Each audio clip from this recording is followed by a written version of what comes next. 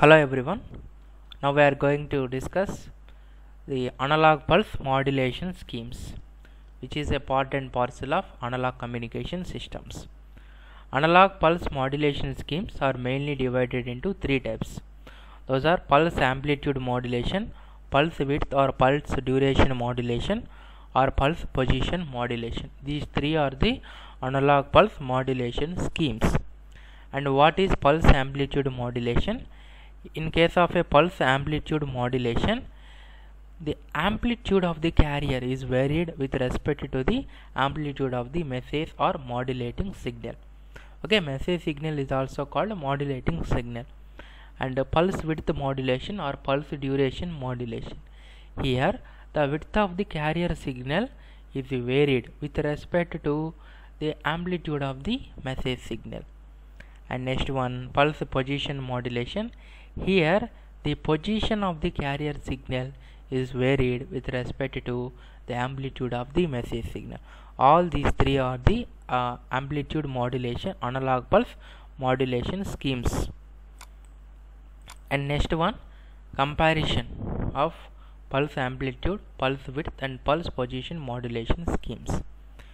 See here the waveform of pulse amplitude modulation. See, observe the waveform clearly. The amplitude, see the amplitude is very no. Here amplitude, see, observe the amplitudes. The amplitude is varied. Okay, pulse amplitude modulation. Amplitude of the carrier is varied with respect to the amplitude of the message signal. So the amplitude is varied there. So it is called pulse amplitude modulation. And pulse duration or pulse width modulation. Here the duration or the width between the pulses will be changes. The width between the pulses is not constant, it may be varied. See here the width is very small, here the width is somewhat lost there. So the width of the carrier signal is varied with respect to the amplitude of the message or modulating signal. See here the pulse position. Here the position is changed. Observe the waveform carefully. Here the position of the waveform is changed with respect to the amplitude of the modulating signal. See here the amplitude of the pulse is proportional to the amplitude of the modulating signal. Here the width of the pulse is proportional to amplitude of the modulating signal. Here modulating signal is nothing but message signal only. The relative position of the pulse is proportional to the amplitude of the modulating signal. See here, in case of a PAM, the bandwidth of the transmission channel depends on the width of the pulse. Here in case of a pulse duration modulation, bandwidth of a transmission channel is depends on the rise time of the pulse. In case of a pulse position modulation, bandwidth of the transmission channel will depends on the rising time of the pulse. And next one, the instantaneous power of the transmitter is varied in case of a pulse amplitude modulation. The instantaneous power of the transmitter is varied in case of a pulse duration modulation, but in case of a pulse position modulation, instantaneous power of the transmitter will remains constant.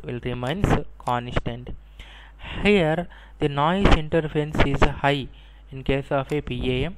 The noise interference is very minimum in case of a pulse duration, and noise interference is minimum in case of a pulse position modulation. So actually we are preferring the pulse amplitude modulation. Why? Because the noise interference is very, we are not preferring the pulse amplitude modulation. Why? Because noise interference is very high, that's why we are not preferring pulse amplitude modulation. Most of the times we are preferring only the pulse duration and pulse position modulation. Why? Because the noise interference is minimum only.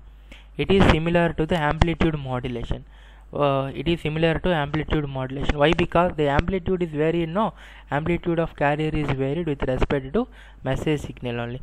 So that's why it resembles the amplitude modulation, but it is not a pure amplitude modulation. And pulse width modulation, here it is simple to implement, similar to the frequency modulation. Here it is similar to the frequency modulation. It is simple to implement and similar to the phase modulation. It is similar to the phase modulation. It is similar to the frequency modulation. Here it is similar to the amplitude modulation. Okay, all these are the analog pulse modulation schemes. Mainly we can discuss analog pulse modulation schemes are mainly three types: PAM, PPM and PDM. Okay, and next one, sampling theorem. What is sampling theorem? A continuous signal of a finite energy, it is a statement, a continuous signal of finite energy which has a maximum frequency of fmH, which can be represented in its samples separated at a time instance of a rate 1/2 fm seconds. A continuous band limited signal of finite energy which has a maximum frequency of H's can be recovered back if the samples are taken at the rate of 2 fm samples per second. What is sampling theorem?